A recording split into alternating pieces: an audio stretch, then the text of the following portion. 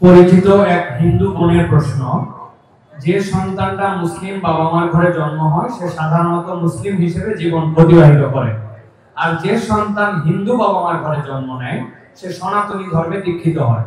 এতে মানুষের তো কোনো হাত নেই, স্রষ্টার চাওয়াতেই তো সে হিন্দু ঘরে জন্ম নিয়েছে। মুসলমান না হলে তাকে কেন জাহান্নামে যেতে হবে? তার জন্য ধর্মান্তরিত হওয়া কি সহজ কথা? ধন্যবাদ। যে হিন্দু বোন প্রশ্ন করেছেন সেই বোনকে আমি বিনয়ের সাথে বলতে চাই, আল্লাহ রাব্বুল আলামিন আমাদের প্রত্যেককে বিবেক দিয়েছেন। যাকে আল্লাহ বিবেক দেন নাই, যিনি মানসিকভাবে সুস্থ নন, সেই লোকটা এই জবাবদিহিতার আওতায় নাই। আল্লাহ যাকে সুস্থ বিবেক দিয়েছেন তাকে তার বিবেক সত্যের প্রতি অনুসন্ধান করার, সত্যের পথ খুঁজে বের করার শক্তি সামর্থ্য দিয়েছেন। এটা ঠিক যে মুসলিম পরিবারে জন্মগ্রহণ করার কারণে একজন শিশু একটা অ্যাডভান্টেজ পায় ইসলাম গ্রহণ করবার জন্য। একজন শিশু তিনি অন্য ধর্মাবলম্বী মা বাবার ঘরে জন্মগ্রহণ করার ফলে সে এই অ্যাডভান্টেজটা পায় না, এটা ঠিক। কিন্তু আল্লাহ যে তাকে বিবেক বুদ্ধি দিয়েছে, সেই বিবেক বুদ্ধি খরচ করা তার কর্তব্য। তার কাছে ইসলামের দাওয়াত যদি পৌঁছে থাকে, ইসলাম যে একমাত্র সত্য ধর্ম, সেই আহ্বান যদি পৌঁছে থাকে, আল্লাহ কোরআনে বলেছেন ইন্নাদ-দীনা ইনদাল্লাহিল ইসলাম, ইসলাম হলো আল্লাহর কাছে একমাত্র মনোনীত দিন। আল্লাহ বলেছেন ওয়া ইয়াবতাগি গায়রাল ইসলামি দীনান ফালা ইউকবালা মিনহু, যে ব্যক্তি ইসলাম ছাড়া অন্য কোন ধর্মকে দ্বীন হিসেবে গ্রহণ করবে সেটা আল্লাহর কাছে অ্যাকসেপ্ট হবে না। এই যে অ্যাকসেপ্টেড হবে না দিন ছাড়া অন্য, ইসলাম ছাড়া অন্য কোনো কিছু, এই দাওয়াত পৌঁছার পর তার দায়িত্ব হয় তার বিবেককে খরচ করা, এটা আসলেই সত্য দিন কিনা সেটা অনুসন্ধান করা।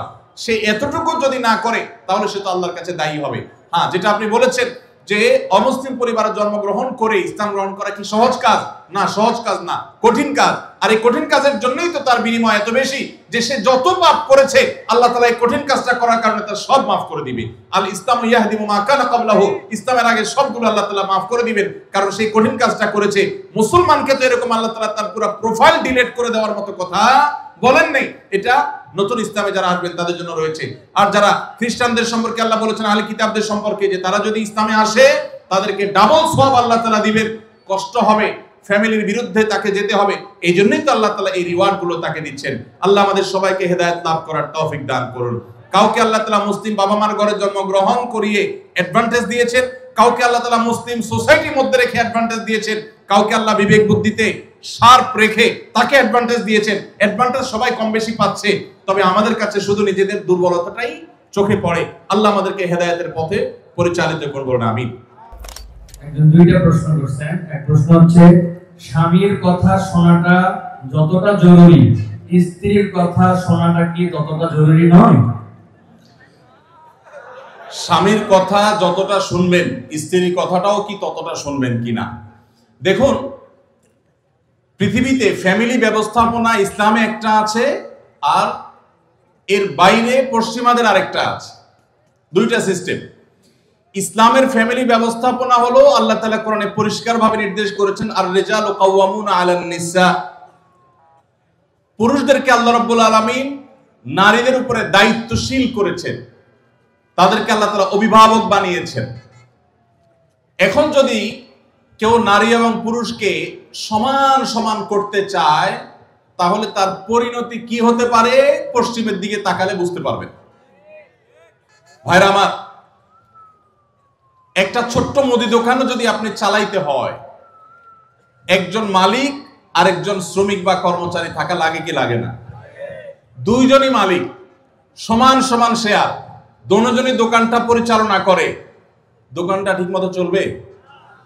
কারণ সকাল বিকাল গন্ডগোল বাঁধবে, ঠিক না ঠিক? এভাবে কোনো দোকান যদি না চলে তাহলে একটা সংসার কখনো সুষ্ঠুভাবে চলতে আপনি কাউকে না কাউকে অভিভাবক মানতেই হবে। হ্যাঁ, এর মানে এই না যে অভিভাবক যা খুশি তা করতে পারে, জুলুম করতে পারে, অন্য নির্দেশ দিলেও সে অধিকার আছে, সেটা ইসলাম বলে না, কখনো বলে না। ভাইরা আমার, আজকের পৃথিবী নারীদেরকে সমান অধিকার দিতে বলে, ইসলাম ন্যায্য অধিকার দিতে বলে। ইসলাম কি দিতে বলে?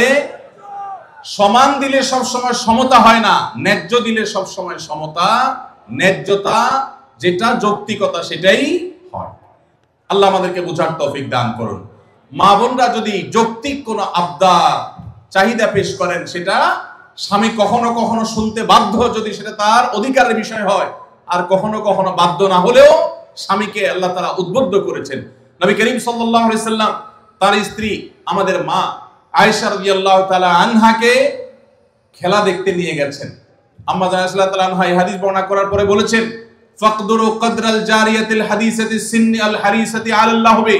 ও দুনিয়ার পুরুষেরা, যুবকেরা, স্বামীরা, শুনে রাখো, আল্লাহর নবী সাল্লাল্লাহু আলাইহি সাল্লাম নবী হওয়ার পর, এত ব্যস্ত মানুষ হওয়ার পরও তিনি তার স্ত্রী হিসেবে আমি যখন তার কাছে খেলা দেখতে চেয়েছি তিনি নিয়ে গেছেন। যতক্ষণ পর্যন্ত আমি নিজে বিরক্ত হয়ে উঠে না আসি ততক্ষণ পর্যন্ত নবী সাল্লাল্লাহু আলাইহি সাল্লাম বসেছিলেন, আমাকে নিয়ে আসেন নাই, বলেন নাই আয়েশা চলো আর কত দেখবে, এটা বলেন নাই। অতএব তোমরা তোমাদের কম বয়স্ক যে সমস্ত স্ত্রীগণ আছেন তাদের বিনোদনের প্রতি, আনন্দের প্রতি তোমরা খেয়াল রাখবে, এটা আমাদের আয়েশা বলেছেন। তাহলে বোঝা গেল স্ত্রী যদি কিছু চায় সেটা পূরণ করবার জন্য স্বামী যথাযোগ্য চেষ্টা করবেন, যদি অন্যায্য না হয়, অন্যায় না হয়, অযৌক্তিক চাওয়া না হয়। কিন্তু এর মানে এই না যে ইসলাম সবাইকে সমান অধিকার দিয়েছে, সমান অধিকার দিলে মারামারি ছাড়া কিচ্ছু হবে না। পশ্চিমে যান, কোনো সংসার বলতে কিচ্ছু নাই। গত সপ্তাহের কথা, নিউজিল্যান্ডের একটা শহরে অকল্যান্ডে আমাদের এক প্রবাসী বাংলাদেশি ভাই বুয়েটি আননি, ওনার বাসায় উনি নিয়ে গেলেন ফজর নামাজ পড়ে, মসজিদ থেকে পাশে ওনার বাসা। তো ওনার বাসায় গিয়ে আমি একটু আশপাশে কিছু গাছ টাছ দেখলাম, দেখে বের হচ্ছি। উনি আমাকে দুটা জিনিস দেখালেন। এক হলো বললেন যে ভাই আপনি যে সবজি চাষ করেন ঢাকায়, ওই ভিডিও দেখার পর আমার ওয়াইফের চাপে আমি এই যে লাউ গাছ লাগাইছি, সেই লাউ গায়ে অনেক লাউ ধরছে। চিন্তা করলাম আমরা কাজ করছি এখানে 11,500 কিলোমিটার দূরে, মামুল হয়েছিলাম দূরে, 11,500 কিলোমিটার দূরে। তো তার একজন প্রতিবেশী বৃদ্ধ, বয়স 65 থেকে 70 হবে, এই ভদ্রলোকের সাথে আমার পরিচয় করে বললেন যে আমার নেইবার, আমার প্রতিবেশী। তো আমি বললাম যে তার বাসা যে শুনশান নীরব, ব্যাপার কি? তো বলল যে তার বাসায় কেউ নাই, তার কোনো ফ্যামিলির সদস্য নাই, 20 বছর সে এই বাসাতে আছে, কোনো সদস্য নেই, বয়স 65 থেকে 70। গায়ে দেখি যে ময়লা আবর্জনা লেগে আছে, ভোরবেলা কোত্থেকে কাজ করে আসছে, পরিশ্রম করে খায় দায়। আমি অবাক হয়ে গেলাম। আমাদের দেশে একজন বৃদ্ধ মানুষ 20 বছর ধরে একা একা তিনি উপার্জন করে চলতে হয়, তার দেখভাল করার কেউ নাই। এটা কি কল্পনা করা যায়? আপনি যদি ট্রাভেল করেন সারা দুনিয়াতে দেখবেন বৃদ্ধ বৃদ্ধ মহিলা 60, 65, 70, 80 বছর একা একা ট্রাভেল করছে, কেউ তাদের সাথে নেই।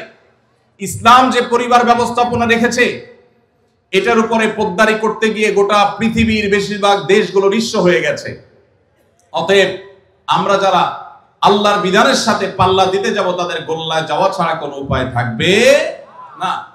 মেয়েদেরকে ইসলাম সমান অধিকার দিতে বলে না, কোন কোন ক্ষেত্রে ছেলেদের চাইতে বেশিও দিতে বলে, আবার কোন কোন ক্ষেত্রে কমও দিতে বলে, যেখানে যতটুকু প্রয়োজন ততটুকু। অতএব শেয়ানে শেয়ানে সমানে সমানে যদি লড়তে চান তো ওদের যে অবস্থা হয়েছে, সংসার ভেঙে গেছে, পরিবার ব্যবস্থা ভেঙে গেছে, সে অবস্থা আমাদের হবে। আমি ওই ভাইকে জিজ্ঞেস করলাম এই লোকটা ফ্যামিলি ছাড়া কেন থাকে, কারো কি একা থাকতে ভালো লাগে? তখন তিনি আমাকে বললেন ভাই সাধে থাকে না, এই জন্য ফ্যামিলি ছাড়া থাকে যে বউয়ের সাথে তো 2 দিনে বেশি 3 দিন বনবে না। নিয়ম হলো, আইন হলো, বেশিরভাগ উন্নত দেশগুলোর আইন একই রকম। 3 বছর যদি বিবাহ লাস্টিং করে, বিচ্ছেদ হলে স্বামীর যা উপার্জন আছে তার অর্ধেক স্ত্রী, স্ত্রীর যা উপার্জন আছে তার অর্ধেক স্বামী পেয়ে যাবে। এই আইনের কারণে মানুষ বিবাহ করতে চায় না, অবৈধ সম্পর্ক দিয়ে সে কাজ সারে, যার কারণে সন্তান হয় না, জেনারেশনের মধ্যে গ্যাপ তৈরি হয়ে যাচ্ছে। আল্লাহ তাআলা আমাদেরকে ইসলামের মতো সুমহান জীবন বিধান দিয়েছেন, এর চেয়ে যৌক্তিক, এর চেয়ে সুন্দর, এর চেয়ে সুখ, এর চেয়ে দাম্পত্য শান্তি আর কোন সমাজে কল্পনা করা যায় না। আল্লাহ তাআলা শুকর সেজন্য। আস-সুন্নাহ ফাউন্ডেশন, উম্মার স্বার্থে সুন্নাহর সাথে।